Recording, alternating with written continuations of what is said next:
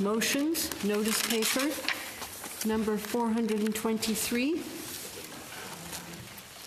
number 429, Senator Wells, number 468, Senator No, on debate. Honourable Senators, I move the motion standing in my name. It was moved by the Honourable Senator No, seconded by the Honourable Senator Atoulajan, that the Senate urge the Government of Canada to actively support the genuine autonomy of Tibet and consequently dispense. On debate, Senator No. Thank you, Madam Speaker. Honourable Senators, it's a pleasure to be granted this opportunity to present to you today a motion to Tibet. Since I last spoke on this issue last November 23, 2017, I am remain deeply distraught by the fact that the human rights situation in Tibet has not improved. The fundamental rights and freedoms that we have been granted and continue to protect here in Canada, including freedom of expression, religion, movement, and conscience, are severely restricted and increasingly repressive in the Tibetan Autonomous Region, or TAR, and Greater Tibet. The Tibetan people are subjected to these restrictions at the hand of the Chinese Communist Party and continue to suffer because of this. We, as parliamentarians, cannot stand idle on this issue. The time has come for the Government of Canada to do more. Today, I come stand before you with a motion to urge the Government of Canada to actively support the genuine autonomy of Tibet. Consequently, the motion would be also require the Government of Canada to call on the people of the Republic of China to renew the Sino-Tibetan dialogue in good faith and based on the middle way approach. Respect the linguistic right, freedom of movement, thought, conscience, and religions of the people in Tibet. Free all Tibetan political prisoners and cease all arbitrary detention of dissidents, and grant Canada reciprocal diplomatic access to Tibet without limitation. In addition, the motion would urge the Government of Canada to acknowledge the Dalai Lama appointment of Jengnum Chuenki Nyama as the official 11th Panchen Lama.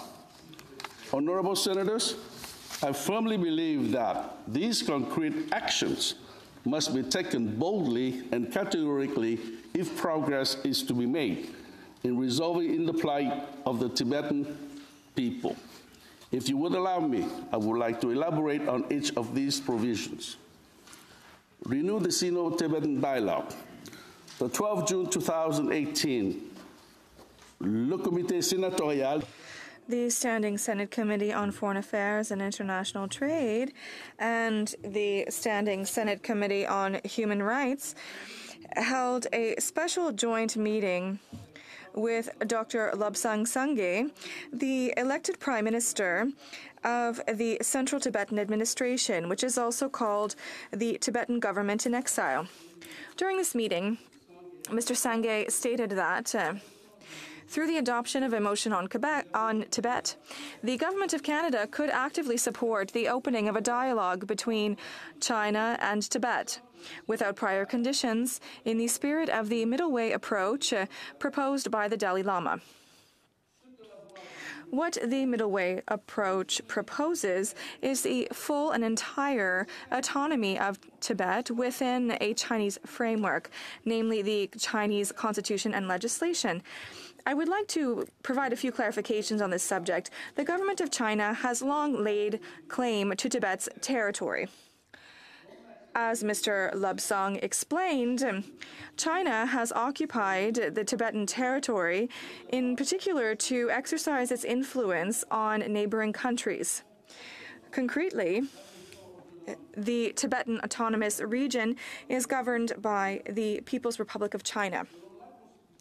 Under the Chinese Constitution, the autonomous territories have, in principle, the power to manage their affairs and to make their own regulations and adopt their own laws.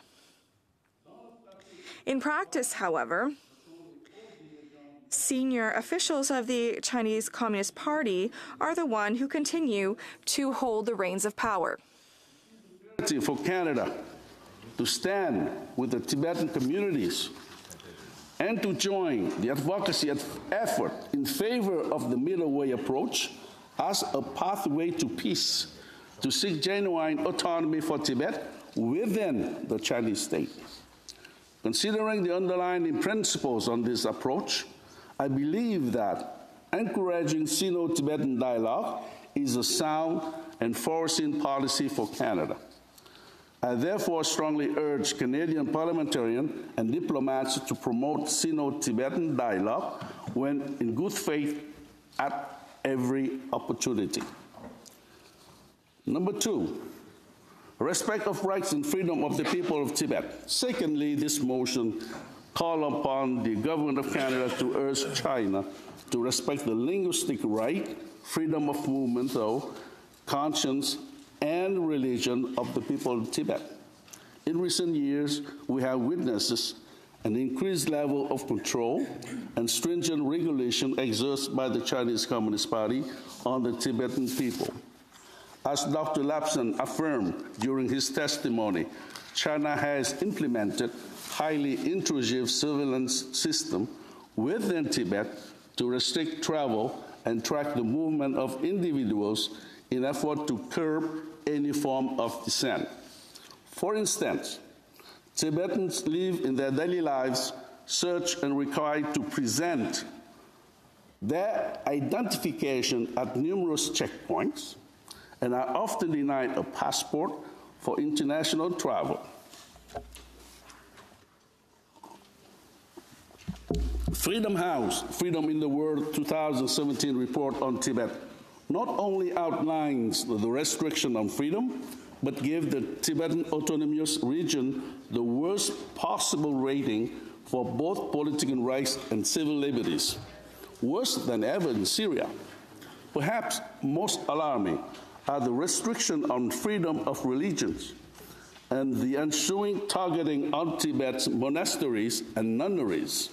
While again the Chinese constitution protects freedom of religion for all citizens, the government impudently engaged in widespread interference in religious practices.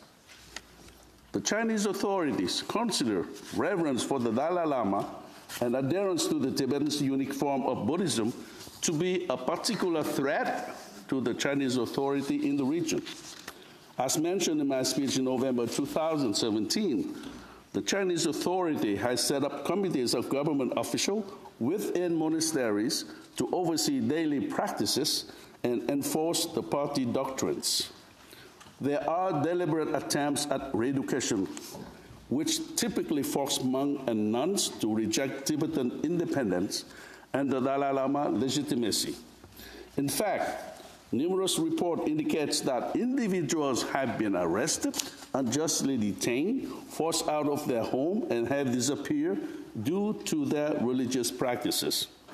In July 2016, Chinese officials demolished over 2,000 residences and expelled over 2,000 religious practitioners at the world's largest Tibetan Buddhist institute, Larung Ga. Honorable Senators, this is too high a cost for Tibetans to pay for the respect and preservation of their unique religious, cultural, and linguistic heritage. In 2015, en 2015, le Parti communiste. In 2015, the Chinese Communist Party adopted, in order to protect national security and combat terrorism, profoundly intrusive laws. It is much easier for the authorities to flout civilians' rights and imprison them in the name of national security. In the last report issued by Human Rights Watch, we learnt that United Nations human rights specialists observed unequivocally that in many cases, charges against dissidents were unfounded. Thus, thousands of innocent Tibetans are arbitrarily detained, mistreated, and tortured, both inside and outside the Tibetan Autonomous Region. According to human rights observers, evidence is piling up on the alarming number of detentions, prosecutions, and convictions of people who are doing nothing more than peacefully defending Tibetans' rights to the freedom of expression, association, and religion. Concerning to Canadians that the Tibetan people are subject to these recurring human rights abuses at the hand of the Chinese Communist Party. Given that the Chinese authority tightly restrict all news media and enforce public surveillance tactics in Tibet, bloggers and those who disseminate dissenting views or share politically sensitive contents online are especially at risk of arrest or other penalties. Among the most prominent cases in recent years has been that of language activist Tashi Wanchap. I spoke to Senator Patterson previously in Senate inquiries on human rights issues in Tibet in 2017 by addressing Mr. Tashi's case. This cultural activist was detained in January 2016 in Jeollabuk County on charge of inciting separatism for advocating for the rights of Tibetans to learn and study in their mother tongue, as is appeared in the New York Times. In May 2018, he was sentenced to 5 years in prison, has no access to his family, and remained at risk of torture while in detention.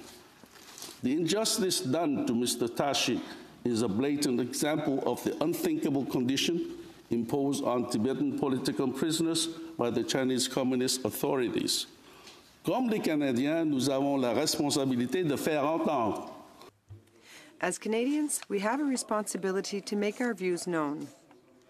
While the Dalai Lama and Tibet Central Administration continue to advocate for the Tibetan people's fundamental rights, I urge our government to demand that the People's Republic of China release all Tibetan political prisoners and all dissidents that have been detained in an arbitrary way.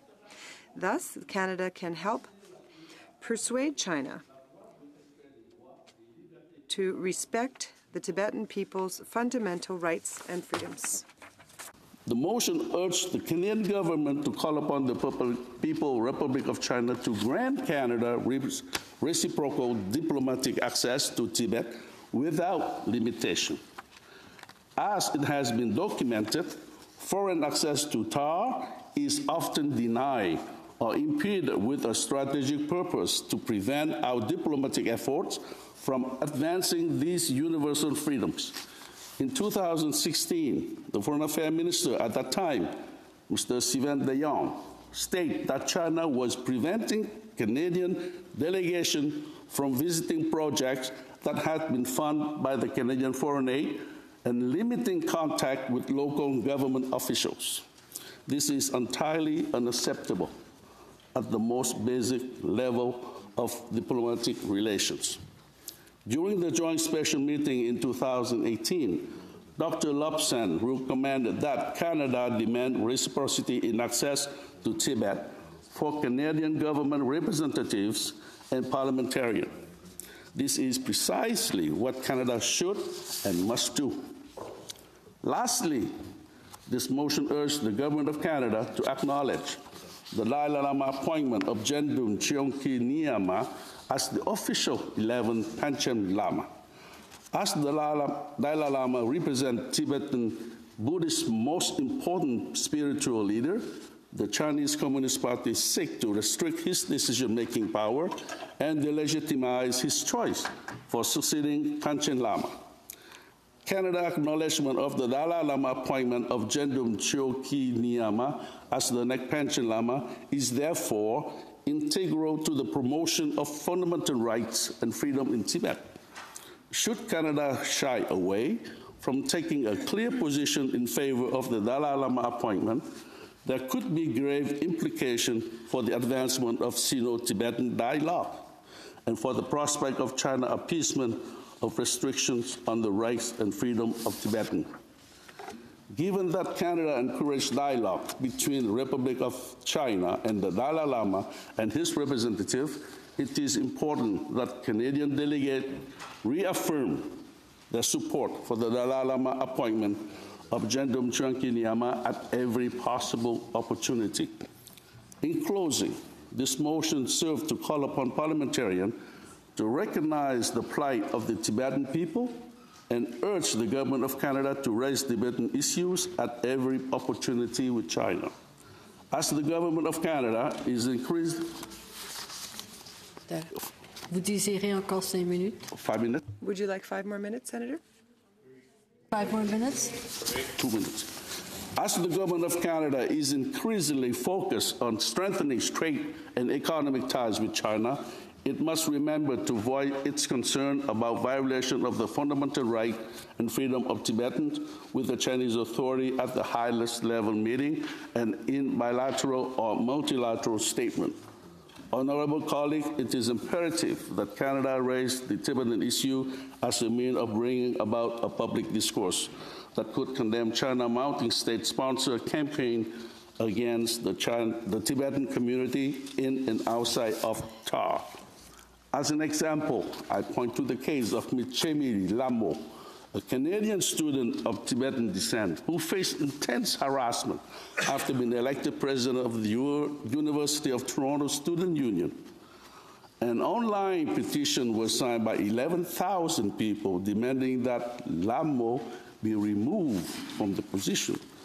The matter has become part of an investigation by the Toronto police and has raised the possibility of China interference in an education institution in Canada. Honorable colleagues, Canadian community must feel that their government supports free speech without fear of reprisal from a foreign authority. Le Canada compte une communauté tibétaine dynamique. Canada is host to a vibrant Tibetan community of over 8,000 members who arrived here as refugees. They advocate today for Tibet's liberty and justice. It is our duty as parliamentarians to urge the Canadian government to actively support Tibet's full and complete autonomy. I sincerely hope that this chamber will support this motion before rising for the summer and before beginning the campaign that will lead us to the next election. I hope we can take a principled stance on the situation in Tibet. I hope this motion deserves your support. Thank you.